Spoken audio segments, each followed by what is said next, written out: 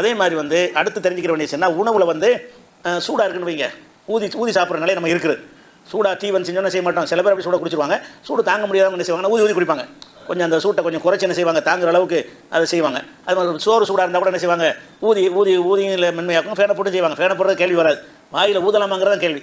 ஊதி அந்த சூடாக இருக்கிற காரணத்தினால் ஊதி சாப்பிடலாமா, அல்லது நம்ம குடிக்கிறதுல ஏதாவது மிதக்கும், அது நஜீஸானதில்லை, ஏதாவது நம்ம விரும்ப சப்ஜா ஏதாவது மிதக்குன்னு வைங்க, அது சாப்பிட விரும்பாட்டி என்ன செய்யும், ஊதி ஊதி ஓரமாக தள்ளிட்டு அப்படி சாப்பிடுவோம். கிராம்பு ஏலக்காய் அது மிதக்குன்னு சொன்னால் அதை சாப்பிடாமல் இருக்கிறதுக்கு என்ன செய்வோம், பூண்டு ஊதி விட்டால் ஓரமாக போயிடும்.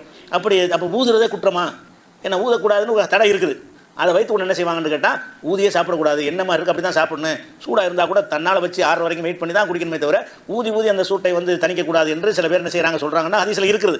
அது எப்படி இருக்குன்னு கேட்டால் புகாரில் 5630வது ஹதீஸில் இருக்கிறது. இதா ஷரிப அஹதுக்கும், உங்களில் ஒருவர் அருந்தும் பொழுது, தண்ணீர் குடிக்கும் பொழுது, ஃபலாயத்த நஃபஸ் ஃபில் இனாயி, பாத்திரத்தில் வந்து ஊத வேண்டாம், மூச்சு விட வேண்டாம், அதில் குடிச்சிட்டு அதில் ஊதுரு. அப்போ வாயிலிருந்து ஏதாவது திரும்பி அதில் போய் சேரும்ல, அந்த ஒரு அர்த்தத்தை தர்ற மாதிரி தான் இருக்குது. மூச்சு விட வேண்டாம். இது புகாரில் 5630வது ஹதீஸில் இருக்குது. அதே நேரத்தில் அடுத்த ஹதீஸ் 5630 வந்து ஊத வேணான்னு இருக்குது. 5631 ஹதீஸில் என்ன இருக்குன்னு கேட்டால் கான அனசுல ஆனவர்கள் எத்தனை ஃபோசஃபில் இனாயி மர்ரத்தைன ஒரு சலாதன், அந்த பாத்திரத்தில் ஏதாவது குடிபானம் கொண்டு வந்தாங்கன்னு சொன்னால் 2 தடவை 3 தடவை என்ன செய்வார், ஊதி தான் சாப்பிடுவார். 2 தடவை 3 தடவை. அவர் சொன்னது மார்க்கமாகாது.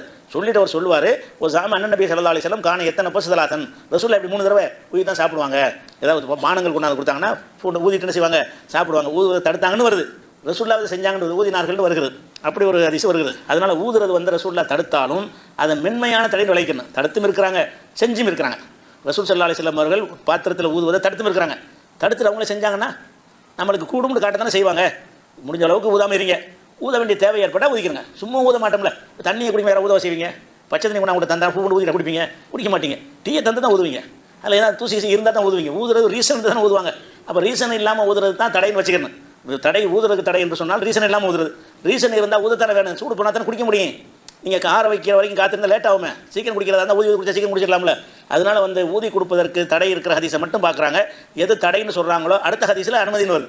புகாரில் எந்த ஹதீஸ் தடைக்கு ஆதாரமாக காட்டுறாங்களோ அடுத்த ஹதீஸ் ரசூலுல்லாஹ் ஊதியும் சாப்பிடுவார்கள் வருகிறது. அதனால் ரெண்டையும் இணைச்சி நம்ம செய்வதாக இருந்தால் எந்த அளவுக்கு ஊதாமல் இருக்க பார்த்துக்கிறங்க. தேவைப்பட்டால் ஊதிக்கிறங்க, தேவை ஏற்பட்டால் என்ன செய்யுங்க ஊதிக்கிறங்கன்னு அதை எடுத்துக்கணும்.